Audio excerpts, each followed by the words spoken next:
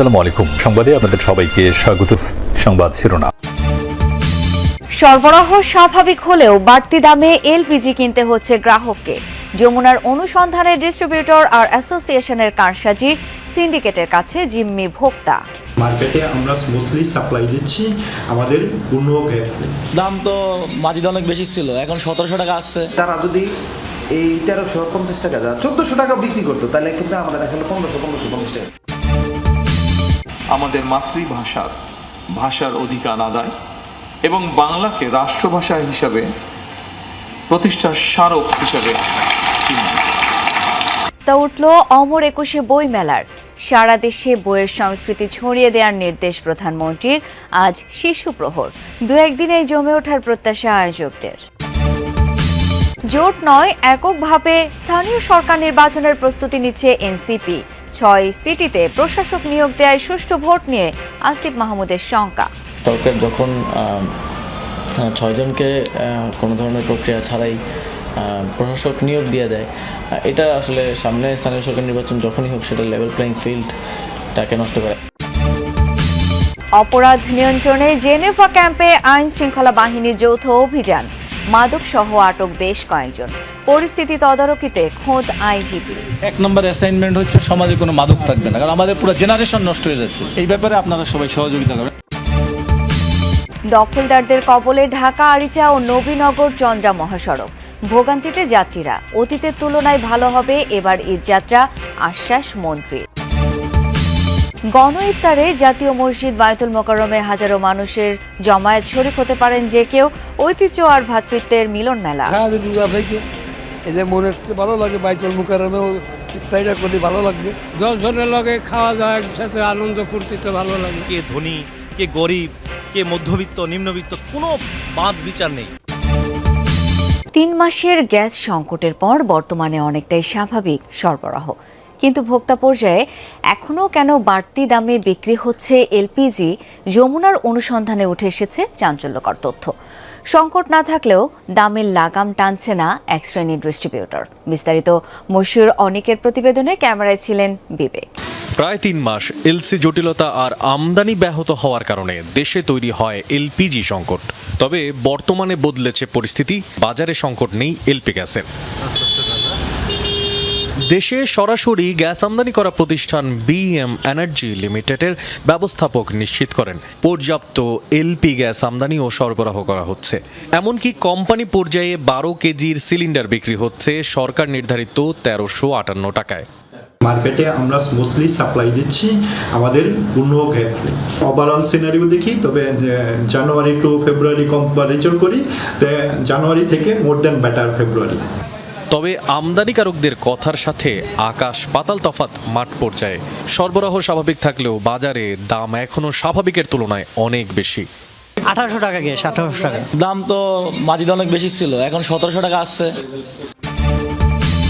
অমর একুশে বইমেলা হয়ে উঠুক শিক্ষা ও সংস্কৃতির সূতিকাগার। মেলার উদ্বোধনের পর একথা বললেন প্রধানমন্ত্রী তারেক রহমান। শুধু ঢাকায় সীমাবদ্ধ না রেখে বইমেলা সারা দেশে ছড়িয়ে দেওয়ার নির্দেশ দেন তিনি। এ সময় বাংলাকে জাতিসংঘের অফিসিয়াল ভাষা হিসেবে স্বীকৃতি দেওয়ার জন্য কাজ শুরুর প্রয়োজনীয়তাও তুলে ধরেন তিনি। এর আগে বাংলা একাডেমির সাহিত্য পদক প্রাপ্তদের হাতে পুরস্কার তুলে দেন প্রধানমন্ত্রী তারেক রহমান। প্রধানমন্ত্রী তারেক রহমান উদ্বোধন করেন এবারের বইমেলা। বলেন, অমর একুশে বইমেলা বাংলাকে রাষ্ট্রভাষা হিসেবে প্রতিষ্ঠার স্মারক। তবে ইন্টারনেটের আসক্তি তরুণ প্রজন্মকে করে তুলেছে বই বিমুখ। বইমেলা শুধু একটি নির্দিষ্ট মাসে বাংলা একাডেমি প্রাঙ্গণ ও সোহরাওয়ার্দী উদ্যানে সীমাবদ্ধ না রেখে বরং সারা বছর দেশের সব বিভাগ, জেলা ও উপজেলায় আয়োজিত করা যেতে পারে।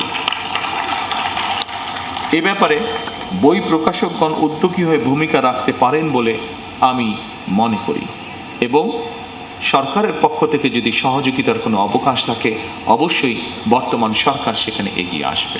আগামী বছরগুলোতে অমর একুশে বইমেলা অমর একুশে আন্তর্জাতিক বইমেলা হিসেবে আয়োজন করার সুযোগ রয়েছে কিনা সেটি আমি আপনাদের সকলকে ভেবে দেখার অনুরোধ জানাবো। বাংলা ভাষার পাশাপাশি প্রতিযোগিতামূলক বিশ্বে টিকে থাকতে নতুন নতুন ভাষার সাথে তরুণ প্রজন্মকে পরিচিত হওয়ার পরামর্শ দেন প্রধানমন্ত্রী।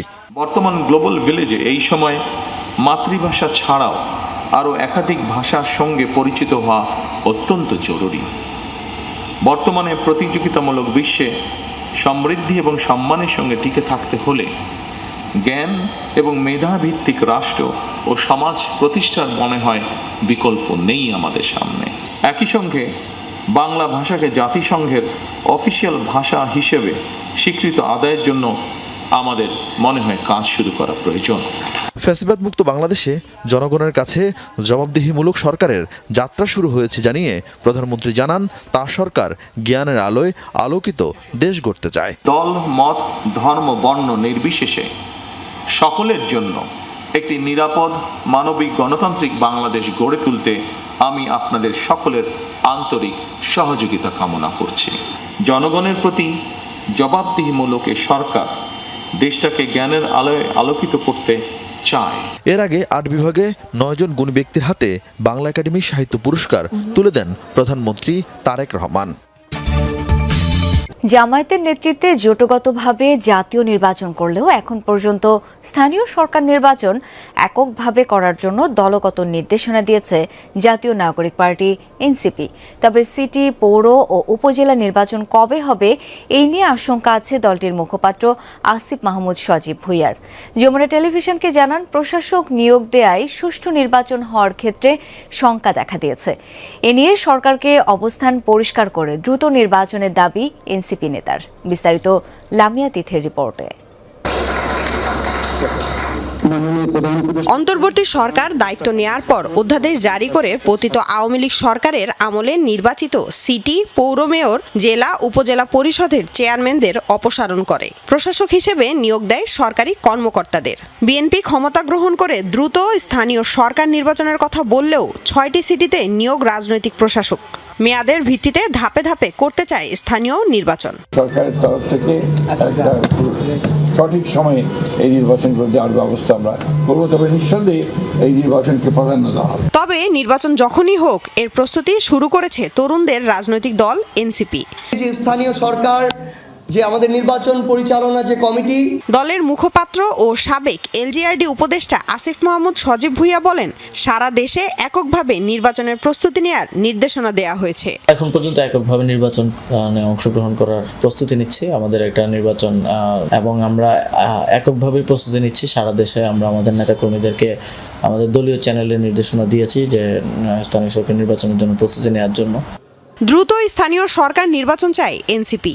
এ নিয়ে সরকারের অবস্থান স্পষ্ট করার আহ্বান জানিয়েছেন এনসিপির মুখপাত্র। স্থানীয় সরকার নির্বাচনের বিষয়টা নিয়ে এক ধরনের ধোঁয়াশা রয়েছে।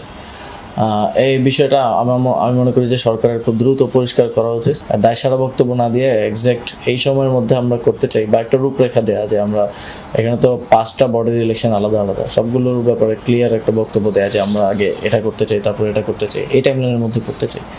এটা আমরা আশা করব যে সরকার এটা ক্লিয়ার করবে।